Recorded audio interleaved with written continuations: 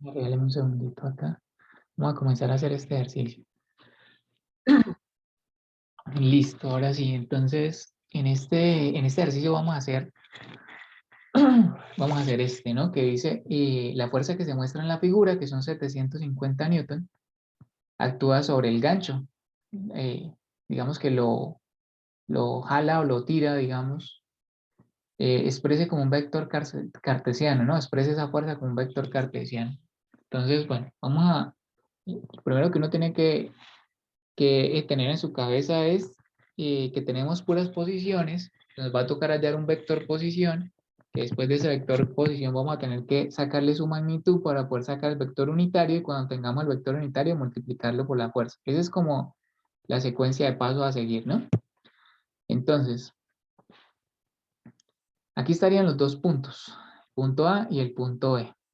Siguiente, el origen. Aquí lo tengo aquí como un punto de referencia. El punto A, entonces me tengo que mover en X, me vengo hacia el eje X 2 metros y después subo 2 metros en Z. La coordenada entonces me quedaría 2 metros en X, 0 en Y y 2 metros en Z, todo positivo. En el caso de B es como donde aparece el reto, ¿no? Ahí es donde aparece el reto. Aprovecho para decir que creo que la próxima clase tenemos quiz de ¿qué? De fuerzas en 3D. No tanto aquí del vector posición, sino de fuerzas en 3D, sin el tema del vector posición. Entonces, y bueno, también aprovecho este fin de semana para procurar calificar y entregarle la nota. Siguiente. Entonces, yo sé que me tengo que mover esta cantidad en menos X, me tengo que mover esta cantidad en Y y esta cantidad en Z, pero no es tan fácil de ver. No es tan fácil de ver. Tengo una cantidad de X, Y, Z que no son tan fáciles de ver, entonces por eso lo dejo ahí como indicado. Y tengo que trazar el vector entre A y B, porque es el que jala o tira del gancho, se tira en esa dirección.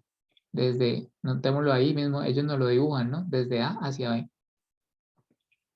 Bueno, y quise aquí, yo sentía que ya inmediatamente con tantas líneas se me perdía un poquito ese triángulo, entonces lo quise resaltar aquí en rojo, y además que cuando lo resalto en rojo como que cobra la perpendicularidad que tiene, ¿no? O sea, es como que el plano de 30 grados está en el eje, en el piso, llamémoslo así, en el plano horizontal, y el triángulo está de manera vertical.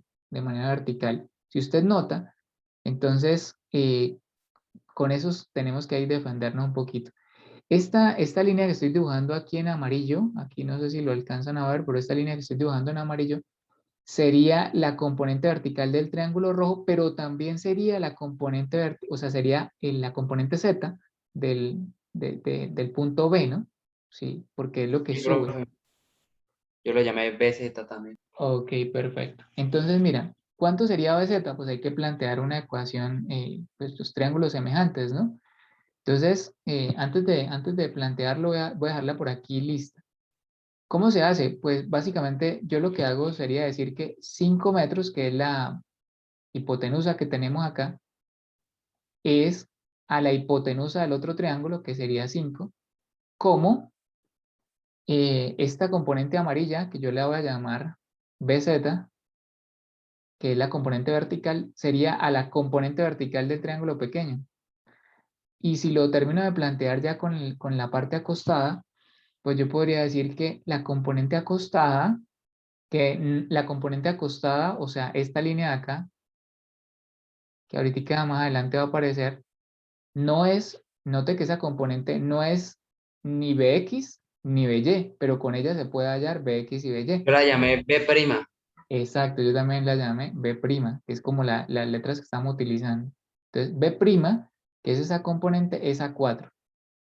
De esa manera podemos hallar, igualando por este lado tendríamos BZ y igualando por este otro lado tendríamos B'. Ya teniendo B', pues es mucho más fácil descomponer. Entonces, ahí aparece que BZ es igual, este 3 pasaría allá a multiplicar al 5. 3 por 5 dividido en 5. En otras palabras, el 5 se va con el 5 y me quedan 3. Y para el tema de, aquí ya apareció la otra componente que es B',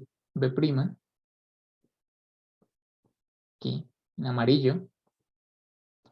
aparece B' y B' entonces sería pues esta, ¿no? Sería pasar el 4 a multiplicar el 5. Sería B' sería el 4 pasando a multiplicar el 5, pero sobre el otro 5. Entonces, de esa manera, los 5 se me cancelan y me quedaría 4. Ahí tengo B', pero no tengo ni Bx ni By. Entonces, ¿cuánto sería Bx? Miremoslo primero acá. Bx, que sería la componente verde de acá atrás, esta de acá que voy a tratar de resaltar aquí. Es que es más, me provoca cambiarle de color para que, como para resaltarlo ahí un poquito más. Esta componente que estoy tratando de resaltar aquí atrás, sería exactamente esta misma. Aquí el amarillo como que no colaboró mucho, pero creo que ahí me se alcanza a percibir. Entonces, esos dos serían lo mismo. Y si usted se da cuenta, sería la hipotenusa. Tengo la hipotenusa que es B'. Voy a escribirla. Aquí, B'. Tengo B', que es ese cateto que acabé de hallar.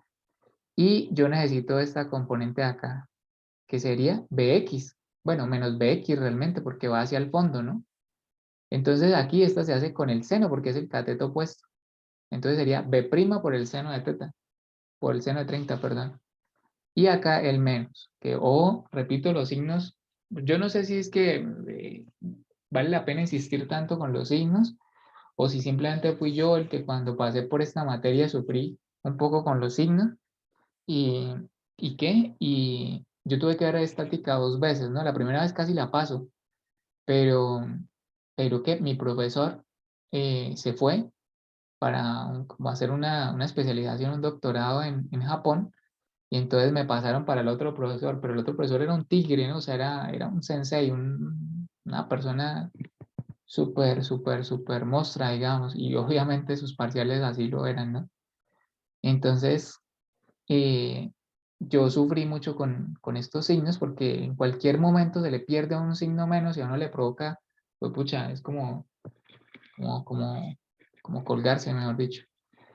Entonces, Profe, menos uno se enreda en los signos la mayoría de las veces. la mayoría de las veces. Entonces, pero el problema con los errores de uno es que si uno se da cuenta que el error es repetitivo, entonces uno tiene que mirar de qué manera no lo vuelve a cometer. Y la manera como yo lo hago siempre es de resaltarlos. Si usted se da cuenta, cada vez que encuentro un menos, lo resalto.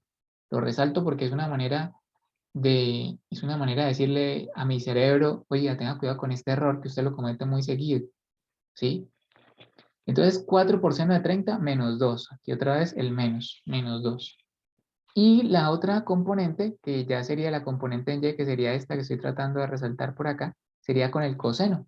Sería B', pero por el coseno. Aquí quedaría BY, sería 4 metros por el coseno de 30 y positivo porque está sobre el eje positivo. 3,464 metros. De esa manera ya tengo BZ, ya tengo BX y ya tengo BY. Eso me forma inmediatamente un punto de posición. Ahorrarle todo bueno, dejemos lo que tengo ahí, que a veces ayuda a mirar mejor las cosas. Entonces aquí está, menos 2, 3,464 y 3, que son los datos que tenemos acá. Y ya teniendo las dos posiciones, entonces ahora sí, recordemos que para hallar el vector posición es cabeza menos cola. Yo pongo arriba la cabeza, abajo la cola, y entonces resto. Entonces el vector posición sería el vector que se forma entre A y B, sabiendo que A es la cola, o es donde nace, y B es donde termina. Va de aquí hacia allá. Entonces, menos 2, menos 2, menos 4. 3,464 menos 0, pues 3,464. Y 3 menos 2, 1. Ahí ya tengo el vector posición. Muy sencillo, ¿no? En el fondo, si uno hace bien como su dibujito y se puede defender lo mejor que pueda, como que si usted se da cuenta, yo utilizo los colores, como que trato de mirar de qué manera no perderme entre tanta información. Y ahora nos queda hallar la magnitud. La magnitud es elevar cada una de las componentes al cuadrado. En este caso a mí me da esto, 4 al cuadrado y 3,464 al cuadrado más 1 al cuadrado, 5,39. 5,39 ¿qué? Metros. Aquí tengo la magnitud. ¿Hasta aquí tienen alguna pregunta o como vamos bien? Bien, profe. Perfecto. Entonces, ahora vamos a sacar el vector unitario. Entonces, el vector unitario, aquí, no sé si alguien quiera tomarle por ahí un capture, me devolví un ratico ahí. Aunque si ustedes me recuerdan, yo les puedo pasar esta diapositiva. Entonces, aquí ya tengo el vector posición y la magnitud. El vector unitario es dividir cada una de sus componentes por la magnitud. Entonces ahí está, el -4 con la magnitud, el 3,464 con la magnitud y el 1 con la magnitud. Si yo hago esa operación, a veces la hago, a veces no la hago. ¿Sí? A veces la hago, a veces no la hago, la dejo indicada, pero en este caso me parece que tener un fraccionario y además tener un decimal como que no pega, ¿no? Entonces mejor hacer como la operación. Notemos acá, ¿no? Otra vez el menos, tratando yo de cuidarme mucho del signo menos. Y la operación en este caso lo puse con 4 cifras significativas. 4 cifras significativas, 4 o 3 cifras significativas está bien. Y ya teniendo el vector unitario y sabiendo que la magnitud son 750 newton, acá está la magnitud, ya solo me resta es eso, multiplicar magnitud por vector unitario. Entonces, la magnitud 750 y el vector unitario este. Y aquí siempre cuidándome del signo menos. Entonces, en este caso, particularmente, a mí me da esto. Yo puedo validar elevando cada una de las componentes al cuadrado y sacándole raíz para ver si me vuelve a dar 750. Saber que estoy bien. Pero listo, ahí ya tendría la fuerza. Ahí dice, ¿qué es lo que nos preguntan? Dice, determine la fuerza que se muestra en la figura. A ver, la fuerza que se muestra en la figura actúa en el gancho. Exprésela como un vector cartesiano. Ahí ya tengo el vector cartesiano. Entonces, con eso hemos hecho este ejercicio, ¿no? Aquí, no sé si es que lo repetí. Sí, aquí parece que lo repetí. Pero permítame, a ver si es que quería hacer. No, lo que repetí fue la diapositiva. Acá entonces, este sería el siguiente ejercicio que vamos a hacer. Sin embargo, voy a poner aquí la grabación. Note que en este ejercicio ahora hay un factor diferenciador. Y es que no tenemos una sola fuerza, sino que tenemos dos fuerzas. Y nos van a pedir hallar la fuerza resultante. Entonces, como que vamos aumentando el nivel de dificultad, ¿no? Desde un punto de vista, usted podría ver que ese es el techo, podría ser el techo de una casa o de algún negocio y está sostenido por dos cuerdas o por dos cadenas. Y necesitamos saber la fuerza resultante que actúa en el punto A.